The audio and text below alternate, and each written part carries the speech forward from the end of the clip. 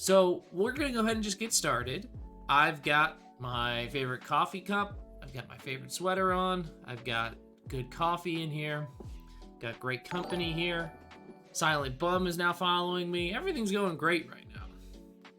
So, full disclosure, when I do these year in review streams, I do talk about money, talk about finances and stuff like that. I save that for the second half, just in case you're not somebody who wants to know about money or finances or the nitty gritty of income and costs of game design, that you have time to kind of hang out for a little bit. But I do talk about this stuff. I like to let people know, because some people just don't want to talk about money, and that's fine. I find it very helpful to talk about it for people so that they know what I do and what I accomplish, and then they can have a sense of what they can expect. So let's just jump into this year in review. I always start with the social stuff. I always start with the, how did my social media accounts go? Which is like perfect timing, as Twitter is announcing that you're not allowed to link to any other social platforms and stuff like that. So, let's get a taste of where social platforms are. I'm just shy of 5,000 people on Twitter, which is kind of cool, getting close. All I can do is track new followers. No idea how many I've lost. All I know is that I have gained to about 2,100 new followers. But no idea how many people have left. And lots of people left, right? Especially during the exodus of Twitter recently. Lots of people have left. Yuke says, I found last year's incredibly helpful. The more open everyone is with money, the better expectations. Yeah, I hope so. That's what I'm kind of hoping for. And that actually kind of reminds me, just generally speaking, throughout this entire thing, if you have any questions at all, feel free to ask. I want to be like a completely open book about all of this. So, like, I'll be an open book. It looks like my internet's dropping in and out too, so I apologize if there's like little fluctuations. But totally open book. You got questions, throw them in chat, or put them down in the comments in the VOD later, and I'll try and help answer them as best I can. Otherwise, I mean, everything went up for numbers, right? Twitch, I got a lot more followers, which is cool. A lot more people following me here on Twitch. I like doing the streaming stuff, so hopefully I'll be able to do more of that. YouTube got a shit ton of new subscribers. Did not have many new subscribers before, and I just started posting stuff from Twitch onto YouTube. I started doing my RPG in 5 minutes videos, which have been a lot of fun. It's been really cool doing the RPG in 5 minutes videos because they get me to actually read my books. I have all these RPGs and I'm not reading them, and now I can actually read them and talk about them, because I so very rarely get to play them. Got a big old bunch of followers on Itch. That usually happens around releases. You get a bunch of people that follow you around releases, so that happened in July, and then basically this month. I have no idea how many people I had on my mailing list before, but here's the thing. Everybody always talks about how you should just constantly be pushing your mailing list, and that's true, right? You should have a mailing list. The sooner you can make one, the better. I have had mixed results with mailing lists. I'm going to say this, and this is something I want to talk a little bit about, is I've seen some people go online and they'll say, I get all my sales from direct sales, from mailing lists and stuff like that. And when people say that, I'm astounded. Like, I can't even comprehend how that is a reality, because my mailing list is, at best, hits a 50% open rate, and then like click rates where they actually click any of the links in this inside the thing, anywhere between like 4 to 6 to 8%. Sometimes goes up to like 12%, but that's not even a guaranteed sale of anything. That's just clicking on any of the links that are in the mailer in the first place. Now, I only send mailers once a month, or around like really big things like releases. But I just don't see it. I don't see the whole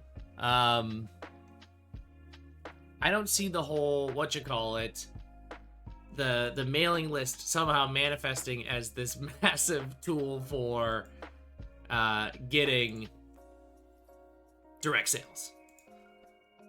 But I'm glad some people are having success with it. I'm not. I have added a bunch of people. Usually you get the big boosts in mailing lists around Kickstarters or crowdfunders where you ask people, hey, do you want to be added to the list? So like I added 700 people from Rune. Obviously they're not going to go buy Rune right away because they just bought Rune. So I don't know. I've seen some cool people do cool stuff with mailing lists, and I'm not one of those people. Like Gemrune Games, they do some, like this whole last year, every month you got a new hex for like a hex map, which is super cool, right? Like what a cool way to do like a mailing list promotion is to be like, hey, if you hang out every month, you're gonna get a neat new hex, and it's gonna have some random shit in it, and like you can connect them or you cannot connect them. It's cool. I haven't done anything like that, so maybe that's what I need to do to somehow convince people. But the mailing list is there. Here's some other things. These are things that I want to talk more about. Is I stopped doing my Patreon and I closed my server, my Discord server. Let's talk about Patreon first. I tried doing the Patreon thing for a little while. There's Clover smelling some boxes. Yeah, I said your name. 2022 was a great year because Clover was still in it. Continues to be great in it. I might have to set up a mailing list for next year if only to get into the habit. I still don't feel like I have enough to say on Twitter. Yeah, I mean, I don't have anything to say on Twitter either. I just shout nonsense and then people followed me. Screamed about crows for a while. That got people to follow me. But yeah, a mailing list, I don't know, I have to figure out the clever thing to do with it. So I did this Patreon thing for a little while. And I borrowed the model that I heard of from Tracy Barnett. And Tracy's model, I don't know if Tracy still does this, because they've sort of pivoted to doing Magic the Gathering stuff.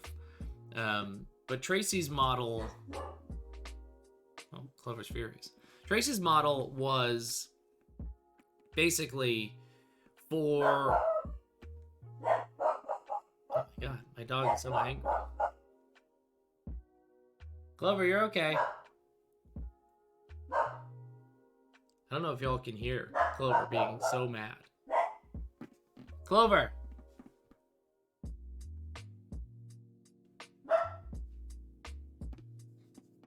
My dog is furious. Sorry about that. I have to, like, double check that she's fine.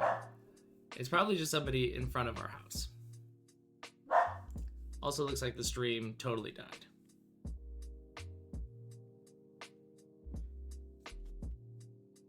Anyway, I'm going to keep going because I'm recording this live. I'm going to actually be right back because my dog is freaking out. I'm going to go check on her.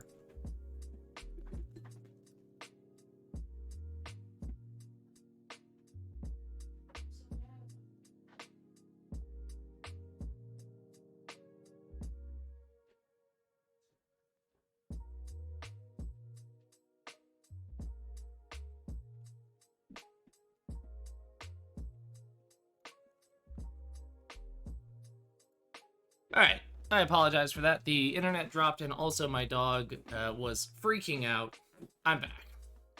Alright, so I want to talk a little bit about the Patreon thing. So like I said, I borrowed the model from Tracy Barnett, whose whole policy was pay what you want, essentially. You get everything. Everything that's released, you pay what you want. And Tracy has talked a lot about this, and I'm not going to re-emphasize what they've said, but it seems like an interesting model of just like, hey, if you pay $1 a month, you're going to just get something cool consistently. It seems like a cool model, and it's not the money that's the problem. To me, the problem that eventually made me want to not do Patreon anymore was it felt like a job. Felt like a job. Because unless you like are overtly clear with people from the beginning that like the page is there to support you as like a person that people just want to throw money at, and it's not a pre-order store, it's not a guaranteed purchase store or anything like that, you feel like you have to, hey, you're okay. You feel like you have to release something every month. And that felt like a job. It felt like a job to do that. And that was really hard to like convince myself that I needed to write something and put it up on the Patreon every month. And some months you're on it and it's obvious what you're going to put. And then other months I didn't have anything. And I felt like I had to cobble something together. Otherwise, these people wouldn't have felt like they got their Patreon money's worth. And I know, like, some people do it, like, based off of per project, but, like, I don't know if I do enough stuff per project to make that even, like, a worthwhile thing to maintain. So, like, Adam Vass, who tries to put something out every month, which is fucking nuts. But Adam is incredible. I do like what Chris is doing with the Detritus Patreon, where they're just sharing their game design thoughts and stuff like that. That's cool. That's an interesting idea. It would be one... I mean, I put this all on Twitch anyway. Like, you all know my design philosophy stuff because it's just on Twitch. I just talk about it. But it's cool that Chris does that. So yeah, the Patreon just... It didn't feel satisfying to do. It felt like a weird bit of pressure that I had put on myself on a monthly basis, and I just wasn't enjoying doing it. I had even like put it on pauses for like long periods of time, like during the summer when I just knew I wasn't producing as much because I was going to be in Korea and stuff like that. And so I stopped it.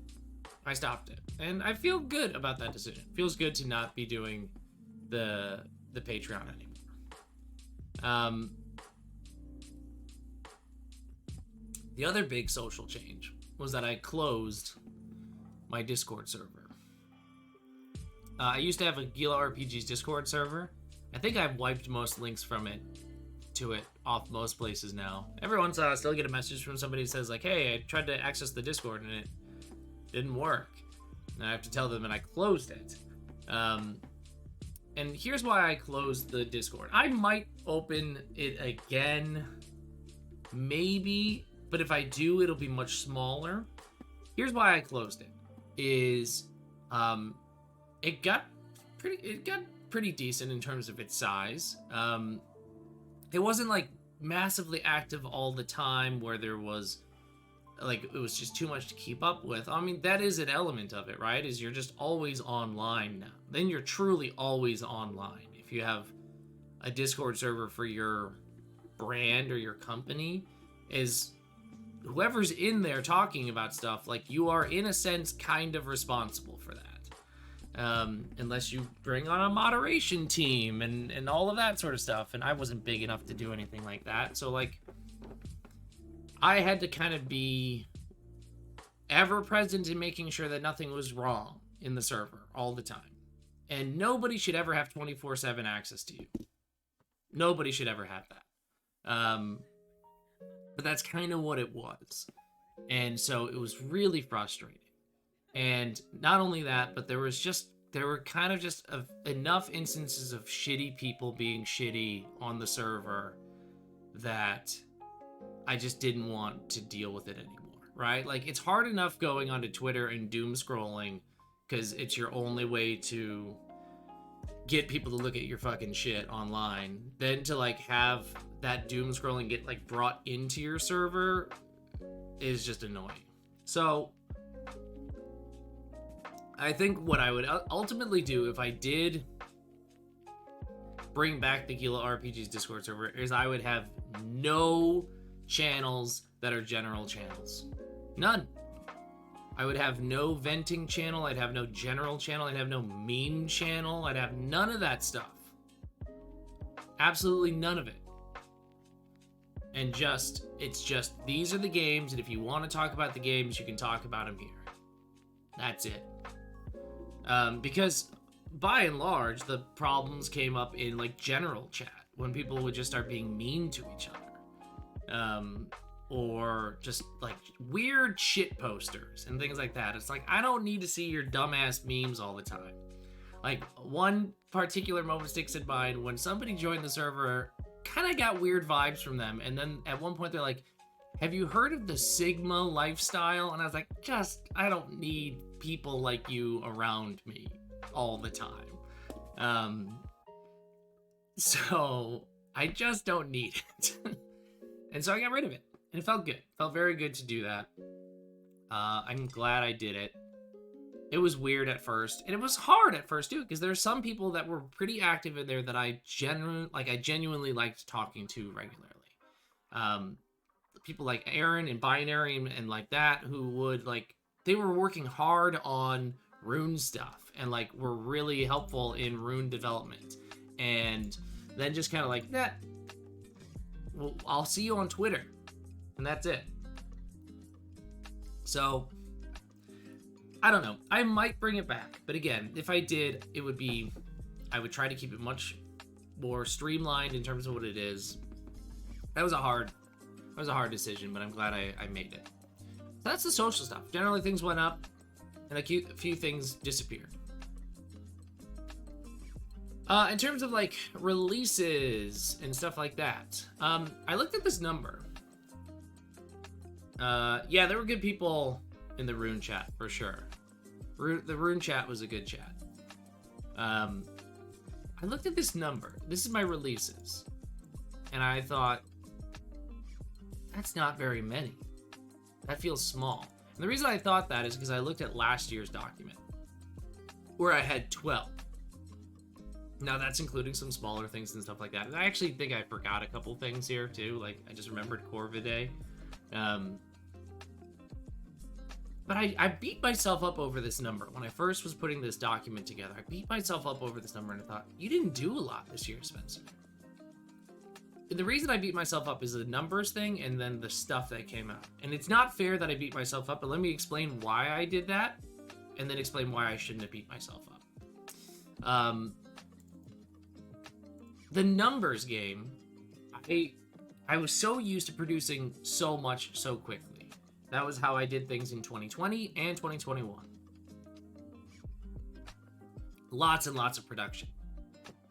And I toned it down this year. And that was a good thing. That was a good decision for me to do that. But it was hard. It was hard to look at this number and go like, you have not been productive. What have you accomplished this year? Like last year, you put out Nova and like all these other things and the Lumen system. And 2020 was your first year, and you were coming up with so many things. You had Corvid Court that you wrote 2 games in 48 hours, Corvid Court and Light. And you did Slayers, and it's just like, what did you do this year? I did a lot of remasters, right? Slayers 1.5. I updated a game. Almanac, I coordinated a collaboration, but I wrote very little of this. This is a substantial remaster, but it's still a remaster. This is new, and this is new. I agree, Max. The 5 games a year does seem like a good sustainable number, but I beat myself up over this number. At first, I was like, you didn't produce a lot, and you made a bunch of remasters. What did you do? And I think last year, started off really hard with the frame thing, but then it became really cool and exciting with Lumen and everything that came from Lumen. And that just felt like, I don't know, like I had made something new and substantial that like had an impact on the community. And not having that basically throughout this entire year until Rune came out, where I'm starting to feel that again, made me feel like this was not a good year. Now that's not fair to myself, right? I can't keep up a sustainable number of 12 releases a year. It just can't be done. That's why I dropped the Patreon, right? And these updates there's still a lot of work that went into them. So I have to like give myself credit. And I created a brand new thing with Rune. So I did do good work, but I didn't let myself feel like I did good work when I first started putting together this document. I think that's an important thing to do, is to think about, like, you know, what are your realistic expectations of what you want to accomplish, and, you know, being honest with yourself from the beginning, and like checking in on yourself, right? Like, if you're anything like me and you came out hot out the gate and you tried to just make, eventually you're gonna burn, and you have to like realize that burn isn't a failure.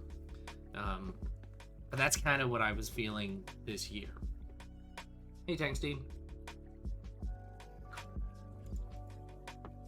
Yug says, I might have some of this to look forward to, then, because I wrote 14 things this year as a challenge. Next year, planning on only writing 4, 1 per quarter. I think 4 is going to feel a lot better than 14. You're going to feel at first like you're not doing as much, and then you're going to feel good. You're going to feel good about that, because the 4 are going to be really solid, and you will have enjoyed the process the whole time.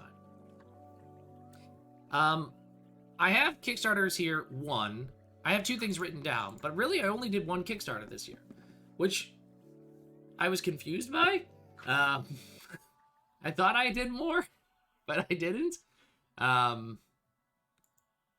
thought I had more, but again, I looked at this, then I looked at this, and I went, oh yeah, I guess that makes sense. The Almanac was only fulfillment. The Almanac was technically run at the end of last year. So this year was just fulfillment of the Almanac. And then there was Rune. Rune was my 1 Kickstarter. Sometimes ramping down can be a consequence of the previous year's productivity too. I think 5 releases something new. Oh, thank you very much. Yeah, I agree. I think it's okay.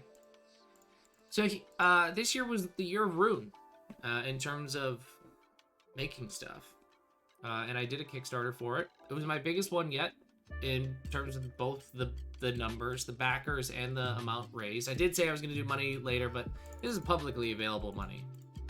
This is right there on the Kickstarter page, so don't feel bad about showing this now. 28.7 grand raised, 1,300 backers. That's my highest number of backers on a campaign. And it's my highest amount of cash raised on a campaign. Why? A few of the different things, right? I spent a lot more time doing the drum up of hype on it than I've done in previous campaigns. So I really made sure that people were looking at the Rune page ahead of time. I had a killer piece of art from Eddie. The cover art of the book was the cover art on the Kickstarter page, which I know that art draws eyes, as I'll talk about when I get into packs, because people look at that art and they go, what is this? They want to know more. Also helps that I did it during the same year that Elden Ring came out, when everybody else was really interested in Souls-like games all over again. Here's a Souls-like game for your tabletop. And it's a solo game. And it's a different take on solo games. So, I'm really happy with the Rune Kickstarter. I'll talk more about this money in a little bit, but I'm really, really happy with the Kickstarter. What did I learn from it? What other people have said, like when I was talking with Adam Bell at PAX, and when I visited Pittsburgh in October, just have your game done when you run the Kickstarter. Don't have a lot more work to do. Just be ready to hit the print button, essentially, if you can. If you can. And I absolutely could have with this, and I should have done that with this. Because once the game funded, this is something I talked with Adam about, you don't want to do that game anymore. In your mind, when the Kickstarter is done and the funds come into your bank account, you're like, done, right? That's how it should feel, because it feels like you have exchanged money for product, but you haven't yet. You haven't yet.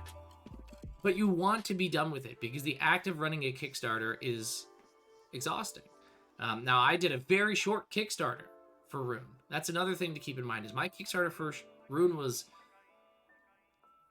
a week or 10 days. One of those two, I think. I think I did a very short Kickstarter.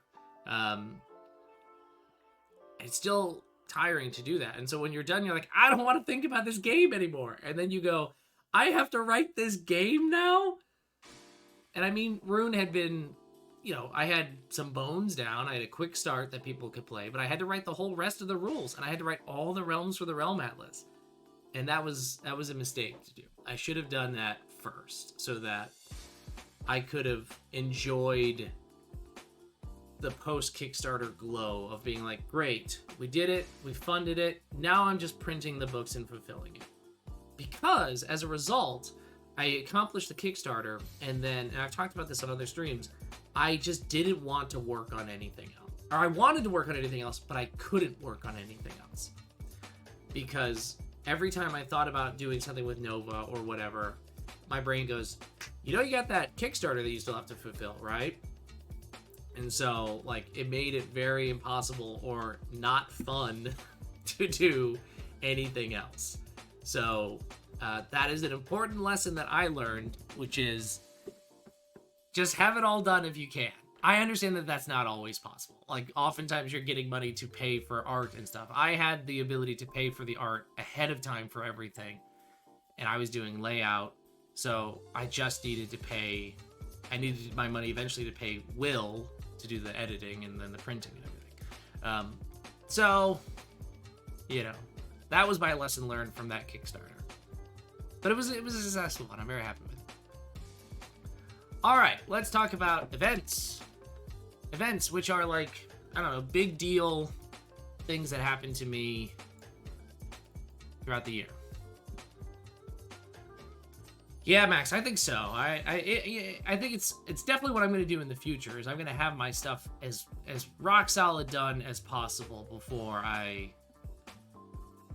run next Kickstarter. All right, here's my main events that I want to talk about. I signed 3 international publisher deals, which I'm so excited about. I've got deals with a publisher in Spain, a publisher in Brazil, and a publisher in Italy. Spain is translating and publishing Slayers and Rune. Brazil is doing the same, and Italy is doing Nova and Rune. Actually, Brazil is doing Light as well. I think Brazil might be doing everything actually. Slayers, Light, Nova, and Rune. Brazil was that company was really interested in doing it. So to clarify, these are not just translations. So this is not me hiring translators to translate the script or the text so that I can publish it on my own page just as an alternative version. These are publishing companies that publish role-playing games. So they're going to translate it. They're going to kind of tweak the layout on their own. They'll make any changes that are necessary. And then they will print and distribute the books in their own countries. So people in Spain, Brazil, and Italy will be able to buy the physical books in their own language, which I'm just really, really excited about. I'm excited about it for a lot of reasons. One, it's just a cool feeling to be able to say that you're internationally published. That's a fun thing to say. 2, I'm so excited that people in these countries are going to be able to access the games in their own language because they might not speak English, right? There's no reason to assume that they would. And so now they can access my games, which is really cool. And 3, from a monetary perspective, which I won't get into details of here, but this is part of the long game. The long game, if I wanted to do this at a more sustainable full-time level, is you want passive income, right? You want people to find you, go buy all your back catalog and stuff like that. Part of that is having just consistent royalties from international publishers, if possible. So by setting up these deals with these companies, I had already set up Spain, Italy, and Brazil ahead of time with other things. And then when Rune came out, these companies said, we want Rune. So now I have a good standing relationship with these companies. They'll consistently keep doing my stuff. I'd like to find more companies to do this. I'd like to expand it beyond these 3. I mentioned it on Twitter. I really, really want to find somebody in Korea to do this. That's because my wife is from Korea. Her family lives in Korea. It would mean a lot to me to be able to have my games accessible to her family. So that's kind of my next goal. So I'm really happy with that. I felt really burned out by social media. I'm not really going to talk too much about this, but just generally speaking, I don't know. I felt like it sucked a lot more this year than ever before. And I can't really explain why. I had two very funny interactions with this, which is when I went and visited Pittsburgh to do a conference, and I met Tyler Crumrine and Annabelle in person for the first time. You know, we've known each other for a little while. Tyler sits down when we're having lunch, and he looks at me and he goes, "Spencer, why do your fans hate you so much?" And it felt very real in that moment. I don't know. For some reason, it felt rough. It felt rough online this year. I can't really put a reason as to why. It just did. And again, that's partly why I went and closed the Discord server and stuff like that. I want to find ways to be less online. The problem is the ways that you can be less online, like mailing lists, are not working the way that I want them to work. So it's trying to figure that out. Question. Cool if this is too much in the weeds. Are you still able to sell English versions to the folks in these countries? Am I able to sell like English versions of the books to people in those companies or in those countries? Yes. Yes, people from those countries can still buy the English versions of the games off of my itch or on my page. The companies own the translated version, the rights to the translated version of the games, if that makes sense. Honestly, getting into the TTRPG space has been my saving grace for social media this year. I felt the same burnout, but it felt cool having this new rabbit hole. Yeah, I mean, it can be. It can be really cool. I've met some of my best friends on TTRPG social media. And then eventually it just gets, I don't know, everybody's just mad all the time. So then I lost my Twitter. This happened in October, I think. Lost my Twitter account. Just randomly one day, I was permanently suspended. Didn't have access to my account for like 2 weeks. No explanation as to why. Had to appeal it multiple times. And then eventually they said, oh yeah, we have some sort of automated system for detecting people who we think are spammers or alt accounts. And that was the reason that they gave, is that I was trying to dodge a ban or a block on another account. And this is my account. This is the Gila RPG's account. And so, I don't know, they gave it back eventually. But it was actually, let me tell you, peaceful. It was peaceful not being on Twitter for a little while. PAX Unplugged. I tabled at my first convention at PAX Unplugged, and it was a blast. Had so much fun. I mean, a big convention to make your first convention, and it wouldn't have been possible without two people in particular that really were the saving graces. One, Tony Vicinda of Plus One EXP. Right? Tony is in Philly, had an amazing booth that was actually literally right across the aisle from mine. And Tony, working for a shipping company essentially, was like, ship your stuff to me. I'll get you hooked up on shelving, tables, chairs. I'll get your inventory there. I'll get your inventory back to you. Which was just like amazing. Amazing that he did that. And so, because Mike and I, and that's the second person, is Mike Riemann, my best friend. You might know him from doing the art on Slayers 1.5 and the Almanac and the layout and everything. Mike tabled with me, because if I had to table by myself, I would have died. I would have died. And Mike and I were trying to figure out, how are we going to get these books to Philadelphia? And where are they going to go? And the convention center just charges you out the nose for storing things in their warehouses or renting furniture and stuff like that. And we were like, are we going to pack them into our checked bags and try and like have the book survive? That would have been a disaster. Uh, and thankfully, Tony kind of came forward and was this saving grace. And so we were able to table at PAX, and it was so much fun. I got to see friends. I got to meet so many people for the first time, like in person. It was really, really nice to do that. That meant a lot. Like turning the corner while I'm like hanging out with Adam and Tyler and then seeing Tony for the first time in person and just giving him a big hug was like a really wonderful moment. So it was great. It was really, really great. And I got to meet so many people who came up to the booth and said like, hey, I've started designing because of you, or the Lumen system is really cool and I'm making something for it, or I don't know. It was just a kind of a magical weekend. It was an exhausting weekend. Didn't really get to walk the floor too much, but it was just really cool. And a lot of those moments of like, you're talking to somebody and then you go, I know who you are. We just have to figure out how we know each other, right? Like, I might know your Twitch handle, or I might know your Twitter handle, but I've never seen your face before. So I don't know who you are until you introduce yourself. And a lot of people, too, didn't know who I was. Like, they didn't know I was Spencer. Like, a lot of them would be talking to me, and they'd be like, are you Spencer? And I'm like, yeah, I'm Spencer.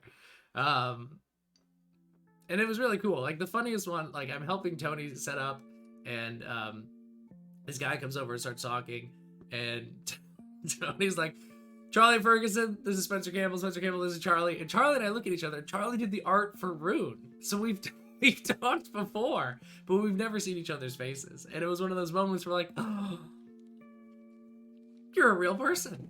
You're a real person. That was really cool. That was neat. That was special. So I had so much fun, and it's something that I want to do a lot more. Next, my number. I'm not going to get into the details of it right now because we'll talk about it in the accounting stuff that's coming up. But I hit my number. My wife and I jokingly came up with a number that if I made this much and I could consistently make this much, like year after year, that I could do this full time. This could be my thing, the thing I do. And when she came up with the number, she made it up jokingly, as if like, you're not gonna hit this number. And I hit it this year. And we'll talk about what that means in a little bit. I really want to go to Big Bad Con. Yeah, Big Bad Con sounds so cool. I don't necessarily want to go to like Table, but I've never been to that one in person. It just seems like a really great vibe at Big Bad Con. It seems like a great time. Super duper want to go there. All right, let's assess last year's goals. We're going to assess last year's goals. I'm going to tell you about my goals for next year, and then we're going to get into the money. All right, these are the copy and pasted goals that I had on my document from last year. Let's assess how I did.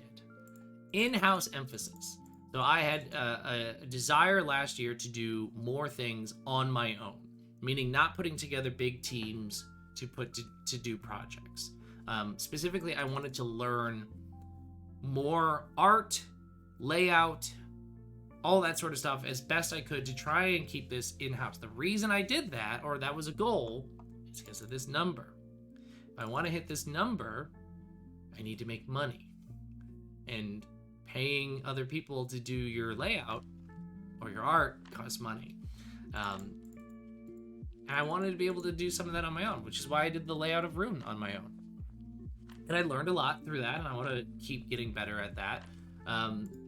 So I think I did a decent job on this. I didn't do like art learning as much as I should have. And I really should take some like graphic design courses or something rather than just like fucking around in Affinity until I feel like it kind of fits the vision in my head. But I feel like I did an okay job on that. Smaller projects. I thought that last year or this year was going to be the year of the season pass. It was not at all. This is something that I talked with like BLG about how I would like. I really enjoyed doing the season pass thing for Light. I was like, I'll just kind of keep doing that. Nope, didn't do that at all. Didn't touch it again. And I don't think I will. It was fun doing it, but I just don't think I'm going to do it anymore. I say that now, but who knows? I don't foresee it. But I did imagine doing smaller projects. I kind of did smaller projects in that I didn't do a lot of like big things, but I didn't necessarily do a lot of small things either. Figure out crowdfunding and pre-order plans for prints. I wanted to do like a bunch of reprints and crowdfunding stuff for like Slayers and Light. What I ended up doing is not crowdfunding them. I did them all as pre-orders or things like that. I paid for them out of pocket for Light Beacon Edition and Slayers 1.5 and just recoup those losses or those costs in pre-orders. I wanted to write a lot more fiction and I failed in that. Didn't do that at all. Which is why it's one of my things in 2023. Alright, what do I want to accomplish next year? And then let's talk money. I want to work on Oberyn. That's my fantasy game, my fantasy heartbreaker, as I keep calling it. It's the fantasy game that that I've been wanting to make and wanting to play for a decade. I'm going to finally make it. That's the plan. That's kind of going to be my, big project that I work on throughout the year, I think. I also want to do a lot with the Novaverse. I want to make a lot of things that are Nova related that are not just the role-playing game. I think this verse concept that, again, I learned about from BLG and what he's doing with Radcrawl, and finding different ways for people to interact with your worlds that isn't just the core RPG is really cool. And so I have a bunch of stuff planned for Nova. I've got a tactical skirmish game. I've got a couple of card games. I've got a solo rune hack for it. And I have a lot of things that I want to write expansion-wise for it. A faction turn. So I have a lot of Novaverse stuff in the works because Nova feels like a world that is mine, that I can actually play in. Light is an homage to Destiny. So I don't want to play in that space too much because that's kind of like Bungie's world. Nova is my world. And Oberyn is going to be my world. And so I want to play in those spaces. Gotta check in with Tyler, see how the possible worlds box went. Yeah! I wonder how that went. Didn't work on any games this year. Change that next year. I say go for it. Faction turns. I have been trying to figure out how to do faction turns for, it feels like at least a year now. I've gone through multiple iterations, and I was looking at docs the other day. I have one fully fleshed out faction turn for Light that I just never put to the page and tested. So I need to do that. And then I think I figured out how I'm going to do it for Nova. So 2023, I'm going to figure out how to do faction turns, which I think will scratch my itch for doing a live game. I want to do more lore writing. This is part of the verse stuff, is I want to write fiction, short stories, world books, and stuff like that, even if nobody reads them. I just want to do it. I've been really enjoying doing lore deep dives of other people's worlds, and I want to do that for my own stuff. I said this before, I just want to get more international publication deals going. I think that would be super cool. I got 2 card games in the works for Nova. I also have the StarCraft card game that I've threatened to make, which I'll make eventually. This is inspired because I've been playing a lot more card games with Logan Dean, because Logan's a fellow Chicagoan. We play Netrunner pretty regularly and other card games. So, and Logan is now making a card game, so I want to make a card game. And then conventions. I want to go to more to them. They were so much fun. I'd like to table at more, and I'd like to just go to more. Those are my goals. Logan the Netrunner Dean. That's what they call him. So that's my goals. That's what I want to accomplish. We'll see you next year to see if I have done it. Now I'm going to go into the money stuff. So I'm going to talk about money.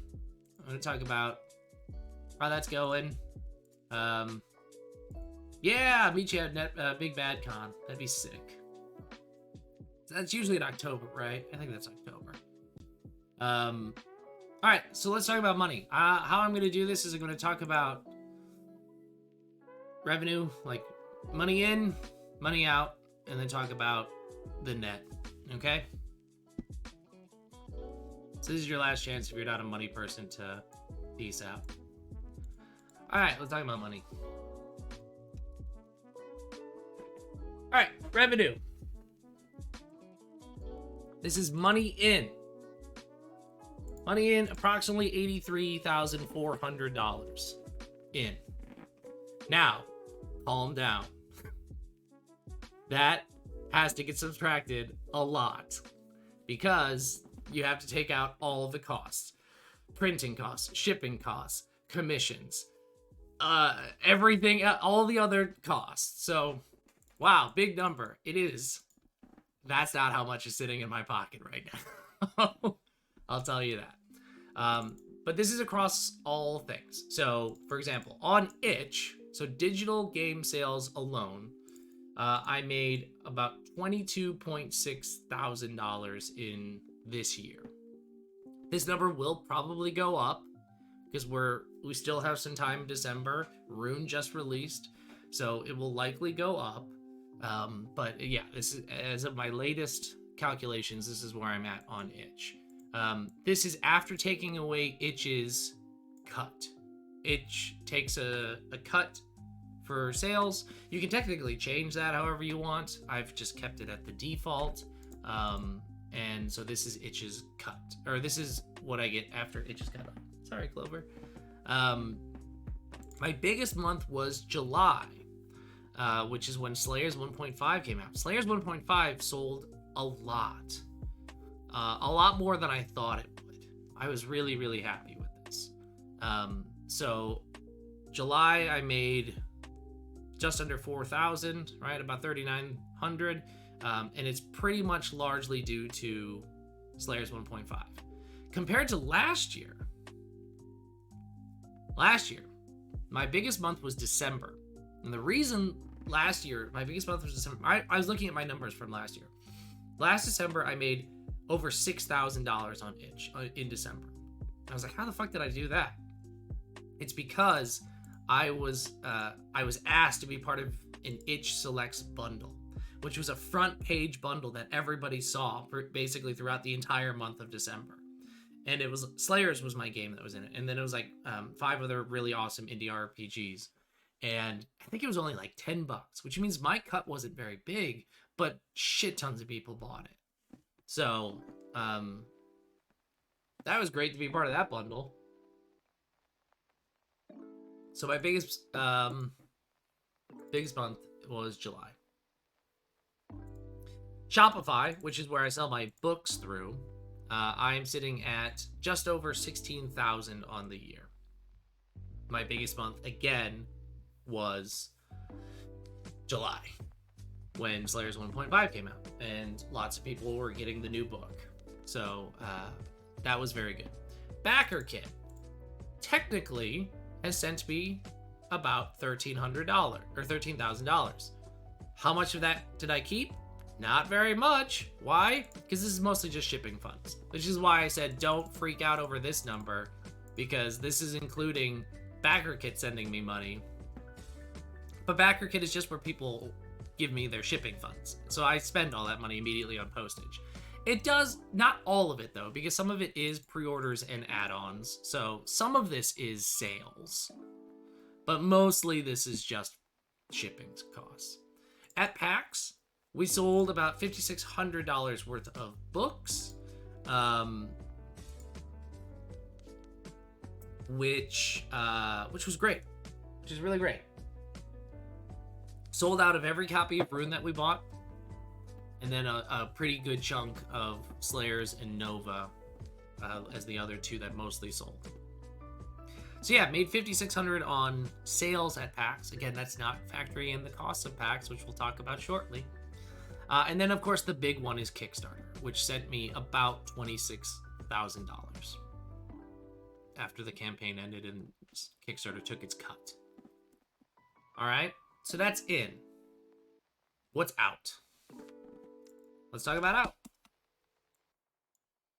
Costs. PAX cost about $2,800. It's $1,000 to buy a booth, which you get nothing. You get no table, no chairs, nothing. You have to pay for Wi-Fi, which we didn't do. We just used data. Electricity, which we didn't do. We just used portable chargers. And furniture and everything like that. That's why the only reason we were able to do packs is because Tony saved our butts. So we still ended up paying about $2,800 in stuff. That's lodging, that's flights, that's the shipping to Tony and back from Tony of my books. That's the cost of the convention. That's eating, right? That's the Ubers to get to and from airports. So yeah, it's expensive to do packs.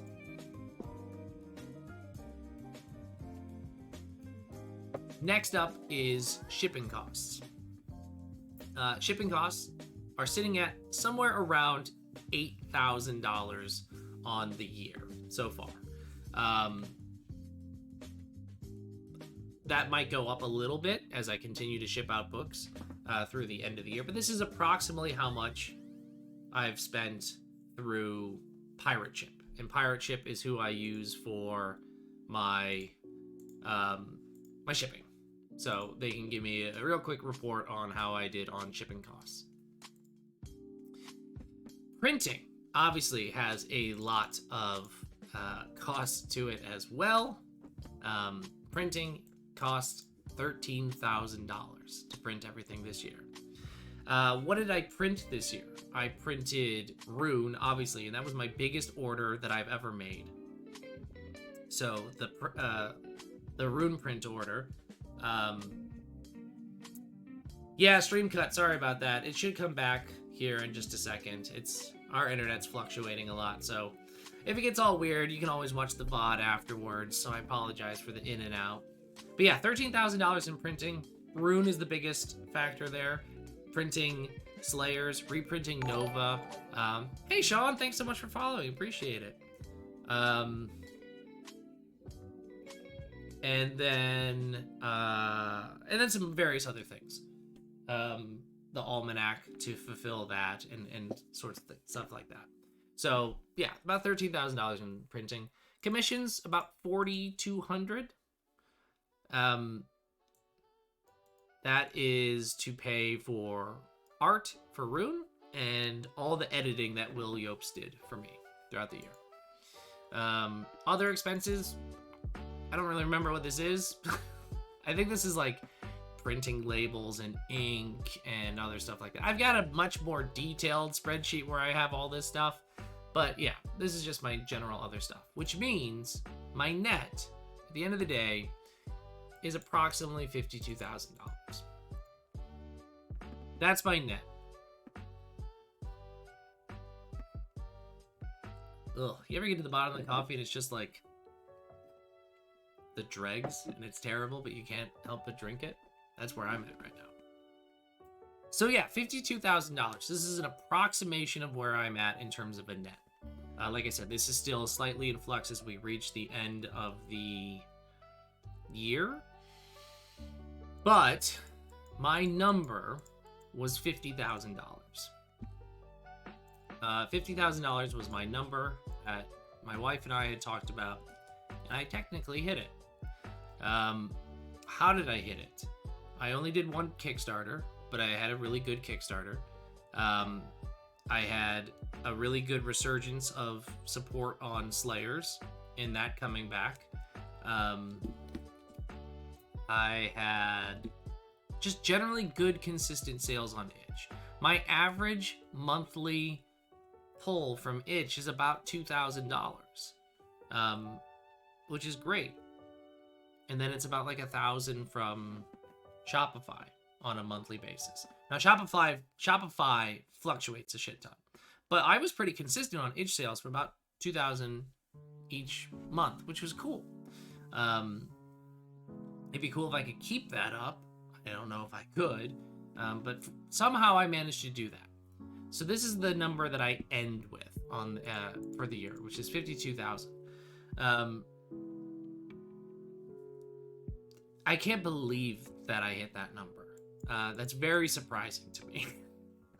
I'm extremely grateful and thankful to everybody who helped support me to get to this point. That means a lot to me that so many people have helped kind of contribute to this. Which leads to like the last point that I want to talk about, which is like what is next? What do I want to do with that?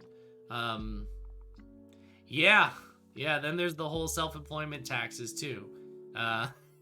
You gotta remember the taxes part of all of this, which, you know, doesn't get factored in when you pay Kickstarter. They don't take care of your taxes for you. Itch isn't taking care of that. Shopify's not taking care of that, right? You gotta figure that stuff out, and that's its own game to play and puzzle to solve. If I recall from last year's breakdown, that's like double. I think it is like double. I think it's about double what I did last year, which feels surprising to me. So if that's my number and I hit it, could I do it again? That's the big thing. Can I hit that number again? Because while we had said this is the number that if you hit, you can do this full time, I hit it once, but there's no guarantee I hit it again. And that's so this is not my announcement of I'm going full time. Not gonna do that just yet. I am very privileged to have a job that allows me the free time and the flexibility to do the amount of game design that I do and have health insurance, which is nice. So, but if I could keep it up, if I could keep going, who knows? Maybe I will flirt with that idea of going full time. I'm just really proud that I hit the number the one time. And yeah, and as Yuga said, the goal then is 104,000 for next year. Let's just keep doubling it year after year. Let's do that instead. Instead of just hitting the number each year, let's double it each year. So yeah, that's the last part of the year in review, which is this is where I sit from a monetary perspective. I hope that this stuff, the costs and revenue and stuff like that, is helpful to people. I want people to know what I make, because maybe that will help you in some way understand what you can do. I'm not trying to do this as a bragging point or like, oh, I wish I made more or anything like that. I'm purely doing this because I think it's important to talk about money openly so that we all know what's going on. Because I think, you know, I had no idea what it meant to be an indie RPG designer when I was first starting this. This is only the end of my third year, right? So I'm not some sort of vet at this, but I hope that this stuff is helpful to you, and that you can see, as you were saying, like where you're gonna hit your costs, what your revenue can look like, and thinking about all of that stuff, and thinking about how you can make that work for you, for whatever expectations you have, whatever sort of goals you have. Hopefully this stuff will help with all of that. So that's it. That's all I had planned to talk about. So hopefully, like I said, this was helpful. A few folks in chat are saying that this was helpful. So I'm appreciative of that. Hopefully, if you're watching this later, you found this insightful in some ways. Apologies for like the part in the beginning where I had to like walk away to make sure that my dog wasn't attacking somebody. And if folks have any questions, feel free at any time to reach out. You can ask them in chat. You can leave them in comments. You can grab me on Twitter. I'm happy to chat about any of this stuff on a one-on-one sort of basis, if that's something that you prefer. I've had a few people reach out to me like that throughout this year, and I hope to continue to be helpful and open in that regard to folks. So yeah, that's the year. I'm happy with the year. I felt back and forth about the year. I felt disappointed in releases, and then I felt good about my releases, and then I feel really good about Rune, and then I feel totally burned out about social media, but I feel good about hitting the number, and so it's a interesting year. I'm really excited about next year. I'm excited to kind of explore this like verse idea. I'm excited to try and like write more fiction stuff. Hopefully that's cool. We'll find out. But that's it. That's all I got. So thank you so much for watching, for hanging out in chat or watching this later. You can find me online. All my links and stuff are somewhere in the VOD. But yeah, that's the Gila RPGs 2022 year in review. We'll do this again next year, and we'll see how I did next year. So appreciate everybody for hanging out, and I'll catch you next time. Bye.